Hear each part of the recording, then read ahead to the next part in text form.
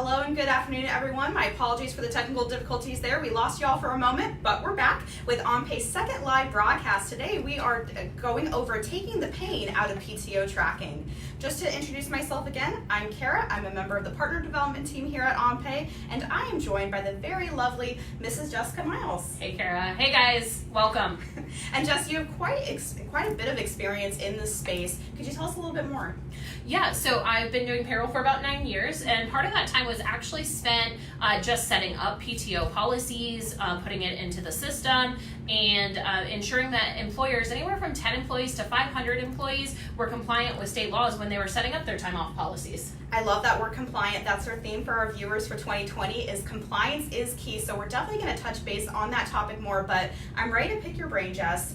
Let's do it. Yeah, let's do it. So I was reading a survey before our call today that 52% of Americans in 2018 did not use all of their vacation days. So there's just vacation days that they left sitting on the table. Why do you think that is? I mean, I didn't know it was that high. I knew it was high, but more than half, that's surprising. I think people are not taking time off because of a couple of different reasons. One might be because what I like to call the vacation scaries. You might have heard of the Sunday scaries, you're scared to come back to work because you have too much work, or the Sunday blues. Okay. I think there's such a thing as a vacation blues or the vacation scaries, where coming back to work is scary because you have 1,000 emails in your inbox and it's going to be busy. Another reason is they feel bad putting it on their coworkers, right? I don't want to leave my team in a lurch. That's hard.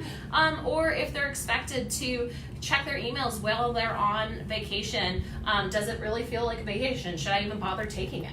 Oh, those are all really valid reasons. I think it's interesting from an employer's perspective. Why would this be a bad thing, right? You have more people in the office, you're seemingly not losing productivity, so why should employers care? Yeah, I think it's a big deal because of employee burnout and the potential for employee burnout. And not only when your employees burn out from not taking vacation, they're not resting, they're not recharging, they're not coming back their best selves. They can also infect others with that it brings morale down.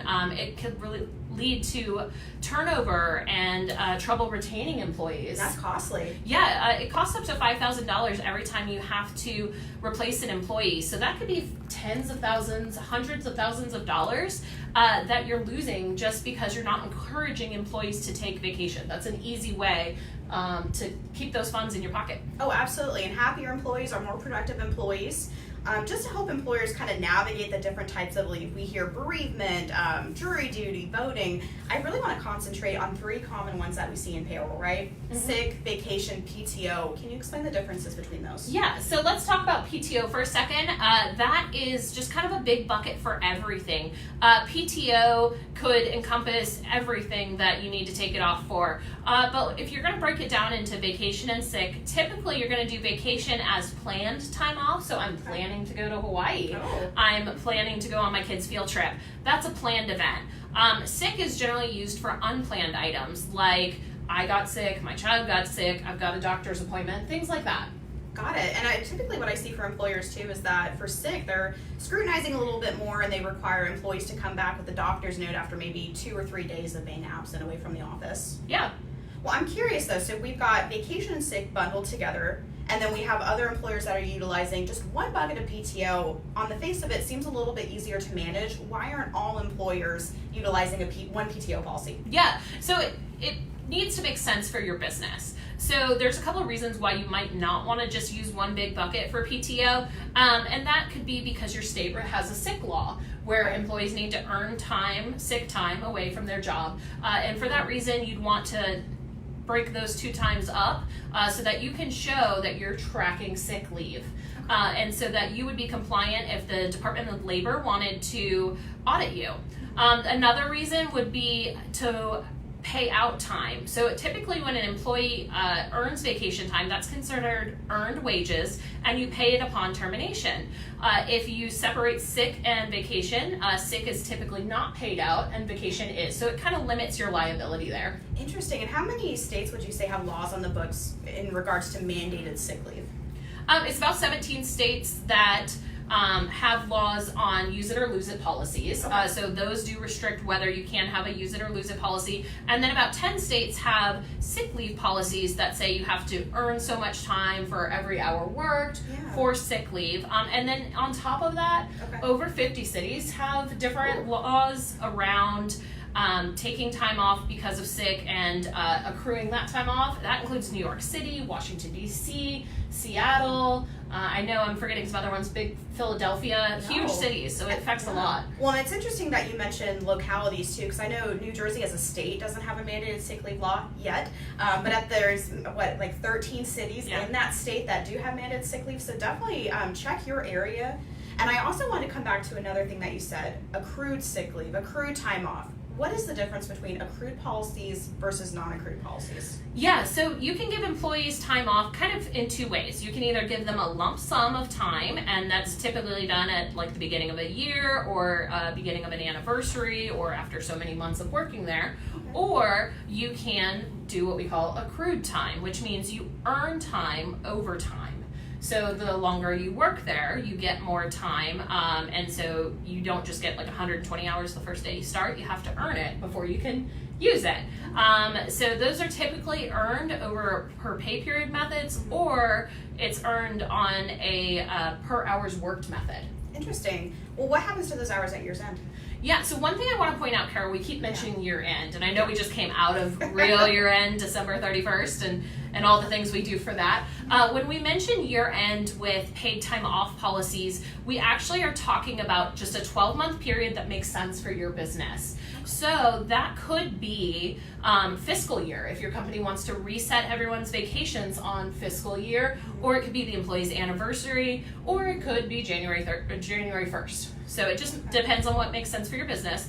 But when you reset an employee's balances, you're clearing out the take-in, and then what do you do with the time they have left over? You either carry it over to the next year, you carry over a portion of that time, or you completely wipe it away and they lose that time. Oh gosh, good to know. And I know you said also 17 states have use it or lose it limitations, so to speak. So the employer can't just wipe that slate clean necessarily. Yeah, and so if you have a state that has a use it or lose it policy that says you can't do that, you can't lose the time because it's earned wages, and you can't take that away from the employee, then what we would suggest is that you do what we call a balance cap for the employees.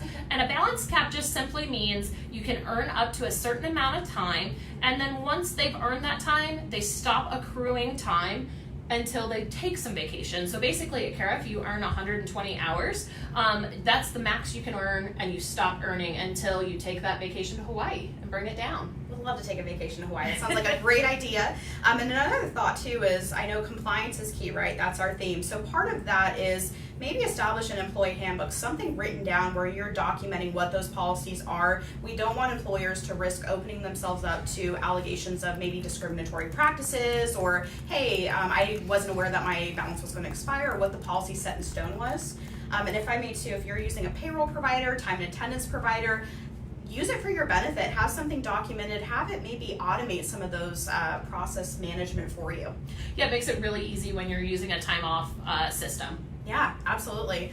And can you, on that note, can you limit the amount of leave that an employee can take at any given time? You can. So typically, like you mentioned, you need to have it in writing so it's not seen as discriminatory. We don't want Bob always to have 2 weeks off, but Kelly can only take 1 week off every time. So we don't want that to feel like that reason. Also, if your company has seasonal needs, like it's very busy during certain times, some companies do what's called blackouts. So if you do have a blackout period where you're not allowed to take time during that time, then it needs to be established and in writing for your employees. Perfect. Great tips there. And I know for employers that are watching, this can seem a little bit overwhelming, a lot of different factors and compliance laws to keep into consideration. So check out on our website. We're also going to drop in a link at the end of this video today. We have a great article. It's guidelines for establishing your company's own time off policy that's going to meet your business needs. Yeah, and one thing I want to point out, and it's my secret tip of the day, guys, if you're writing a policy for the first time and you've never established a PTO policy, when you're doing that, it makes makes sense. A lot of times you have policies based on seniority, and that's like, hey, you've worked here for 3 years, we're going to give you an additional week of vacation. My question to you, Kara, is at 3 years, does it start at the beginning of the 3 years, or does it at the end of your 3rd year? That's a great point. It's not a question that many people would think to ask. I certainly wouldn't, just to be honest, but I think maybe solidifying that policy in a number of months instead of just saying years, that would help clarify and have that in writing too. Yeah, that's definitely the tip of the day. If you take away one thing, put it in months. It's more clear to the employees. It makes it easier so that everyone's on the same page and they know exactly what they're accruing or what their balance is allowed to be at any given time. Perfect.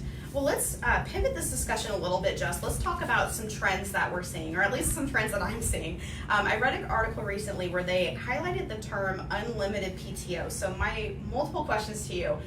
For our viewers out there, what is unlimited PTO? Do you see that this is going to continue to kind of expand and grow in this industry? And what drawbacks are there with this? Yeah, so unlimited sounds great. And I think it's a reason that people are putting it out there because it's attracting more workers, especially younger workers who like to take time off and go on vacation. So we're seeing it more and more, especially in the tech space. A couple of things to keep in mind with unlimited PTO. One of the benefits to employers is that you don't have to pay it out if the employee leaves because it's technically unlimited. However, one thing we're seeing with these unlimited policies is that they do have some limits. So you want to keep in mind that it generally is for planned time like vacations that you can use this PTO, and that you can only take so much time at one time. So one thing to consider with that is the states have not ruled on that. Specifically, no Department of Labor's or state courts have ruled on an unlimited time off policy. So just keep in mind that if you're doing it to avoid paying out time off at the end of the year, that might not be the best way to go not just at the end of the year, but at the end of an employee's employment. This might not be the best way to go because that could change if this ever goes to court. And another thing I'd like to point out that if you have a state mandated sick leave requirement, you should still program that separately so that if you're audited by the Department of Labor, that you can always trace back that the employees had a balance, they were able to request it, they were able to use it for those purposes, for sick leave purposes. All right, great answer. And speaking of attracting employees in the workforce, so I'll own to it. Jess and I were on kind of the older trend of the millennials. We'll own the term though. So we are millennials. You've got millennials, Gen Z.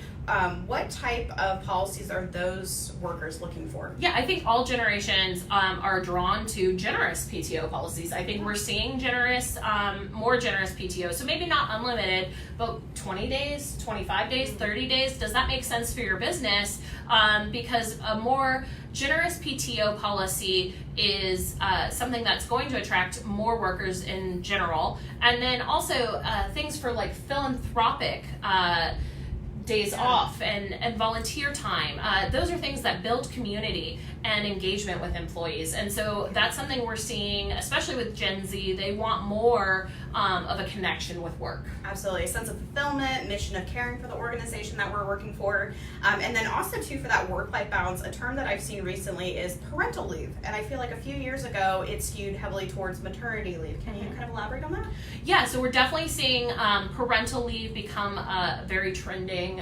More time is being given. It used to just be like 2 weeks a couple years ago, and it was maybe only to the mother. And actually now it's more inclusive. It's to everybody. It's to the fathers. It's to same-sex couples. You no longer have riders for the primary caring parent versus the secondary parent. And how do you even establish that? So it's just becoming easier. And also Netflix, like one of the examples, they give an entire year, and you can either come back part-time, full-time. You can come back. You can take some more time off. That entire year is just really flexible. And so what I think we're seeing is really a trend of flexible work. Absolutely. Well, Jess, I appreciate your time today answering questions. Again, we're going to drop some links in the comments to help everyone out. And tune in April. We're going to be sitting down with a licensed broker, a member of OnPay's benefits team, actually, to answer any and all questions you might have regarding employee health coverage and benefits. So signing off from Atlanta, and thank you, Jess. Have a great day. Bye, guys. Bye.